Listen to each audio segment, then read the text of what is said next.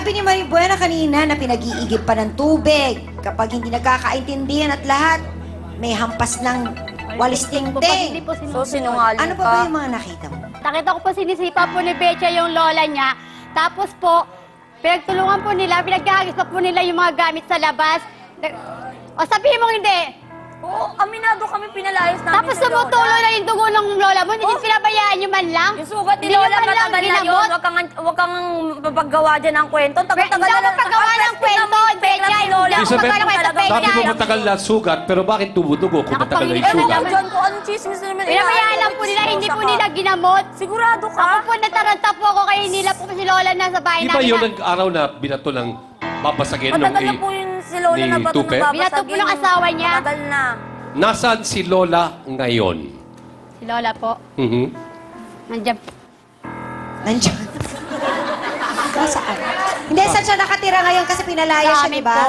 Kasi nga po naawa nga po ako. So, kailan pa? Kailan pa siya tumira sa'yo? Mag-iisang buwan na po sa amin. Mag-iisang buwan. Opo. Okay. Bakit siya nandoon sa inyo? Ano nangyari nung araw na Gawa yun? nga po Umabot sa puntong yun. Gawa nga po na pinalayas po nilang mag-asawa. Pinagtutulungan po nila. Okay. May pinagsabihan ka ba nung mga ginagawa ni na Betchay at saka ni Tupe kay Lola? Yung nanay lang po niya, kaya lang po hindi po naniwala sa akin si Ate Flor. Alam mo ba kung anong naging problema nung araw na yon at ba't umabot sa puntong pinalayas siya? Sa sarili niya pamamahay? Dahil daw po sa, wala daw pong kwenta yung lola niya. Palamunin lang daw, hindi nga po nila pinapakain. Ngayon, totoo ba yung sinasabi niya nagsusugal si Lola, tas Hindi po nag-iinom? totoo yun, sinungaling po yung apo niya. Wala kasing anak eh. Oh, talaga? Talaga, tara. Oo, ano kayo, wala akong anak. Yung anak mo, matutuwa ka? Oo, anak ko, maawa ka. Ikaw ba? Tapos uto sabi mo, anong sabi mo?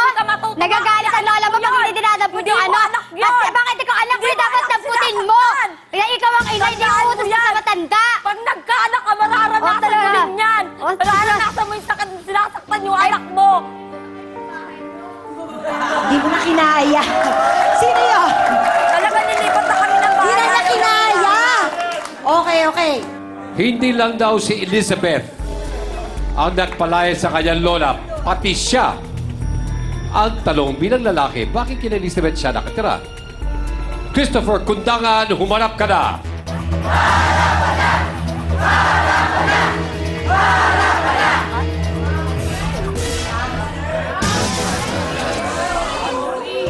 Christopher, bakit ikaw ang nakatira sa bahay ni Lola? At hindi yung asawa mong nakatira sa bahay mo? Ayaw niya po tumira sa bahay namin eh. Bakit? Hindi ko po alam sa kanya kasi ayaw niya pong malayo sa mama niya eh. Wala nga po kasing kasama yung lola ko pag kung... So kasama, yun ang inaalala nila. Pero ngayon pinalayas nila, paano yun? Okay, ganito. Inamin ni Betchay na binato mo raw ng basong babasagin si Lola. Hindi ko naman po sinasadya yun eh. Ay, di mo sinasadya. Parang paging Hindi lang po yun, sinasadya? tumama lang po sa- Anong tawag doon? tumama lang po sa Hindi kanya. sinasadya? Sakto lang po kasi yung pagbato ko sa kanya. Pahaging lang po. Eh bali... Pahaging lang. Pahaging lang. Pag ganun din po yung ilag niya, sakto tumama po sa kanya. Kaya pala dumugo yung noo niya. Opo. Ang gusto kong malaman, bakit nang babato ka ng baso? Eh kasi po, masyado po kasi siyang mabunganga eh. Pero Nga nga, hindi ka nagsasalita yung matanda eh. Kasi nga tinatakot yun na nga Ano eh. po kasi sinasabi niya sa akin eh. Ano mga sinasabi niya sa'yo? Kasi po sabi niya yung Mahiya anak ko ka. raw na panganay, hindi ko po raw po anak yun. Anak daw yung asawa ko sa iba. Yun po yung sinasabi niya sa mga kapitbahay namin. Dapat sa amin niya na lang sinasabi yun. Kapag nagtatalo ang maglola, anong ginagawa mo? Hinahayaan ko lang po. Pero pag yung anak ko na po yung sasaktan, doon na po ako nangingialam. Kasi naaktuhan ko. Pero rin po kasi na- ayon sa research kasi nakikimura ka rin daw pag nag-aaway sila. Hindi po yun totoo. Gaano ka totoo na ikaw mismo ang nagpalayas sa kay Lola, tinapon ng damit at sinunog pa ang mga damit ni Lola? Sinunog. Nalog po niya. Nagawa ko po yun kasi sobra po kasi. Pinato mo lang ng baso, kaya pala Okay, sobrang masakit siya magsalita. Opo. Sabi niya po, Pero mga anong malas- kinalaman yung pagsunog sa kanyang damit? hindi ko po kasi kaya saktan ng physical. Okay, taong bayan, narinig na natin ang katwiran ni Christopher. Ano naman ang inyong opinion dito? Ikaw, halika. Hello. Ikaw, kuya. Kung napatay mo si nanay ng ano, pagbato mo ng baso, sabi mo hindi mo sinasadya. Kung napatay mo, hindi mo rin pala sinasadya. Oh. Tsaka wala kang karapatan kuyang palayasin yung lola nyo. Kasi sariling bahay niya yun. Ang laki-laki ng katawan mo, ay magtrabaho, di ba? Na maayos. Salamat po. Kaya ka na. Ano sabi mo? Maganda nga trabaho niya eh. Parang nasa bahay na. Ikaw kasi. Kalawal mo eh. Ako nag-iinit ako sa'yo eh. Okay, second round na ng ating botohan at base sa pag-usap natin kay Christopher, ito naman ang tanong. Ano ang dapat gawin ni Christopher kapag nagtatalo ang partner niya at lola nito? Gamit yung vote pad, press A for makisali or B, umawat. Okay? Vote na A, makisali sa away o B, umawat.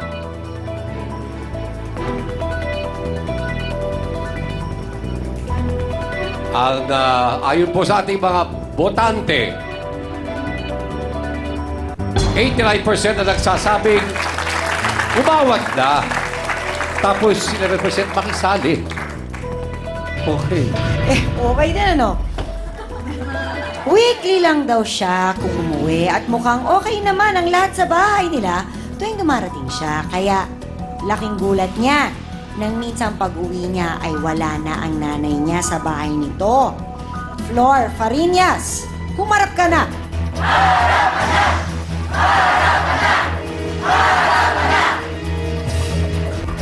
Flor, aling Flor. Alam niyo po ba yung nangyayaring ito sa bahay ninyo pala? Ganito na nakakalaki yung gulo? Hindi po. Kasi po, nagtatrabaho po ako sa malayo. So ngayon nyo lang po nalaman nung numayas na yung nanay nyo? Opo. Noong umpisa ba pilit bang ikinikwento sa'yo ni Marie Buena?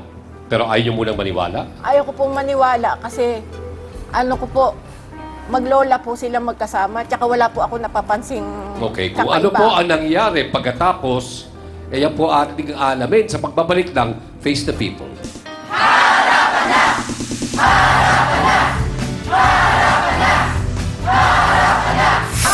Wala kang karapatan ganyan.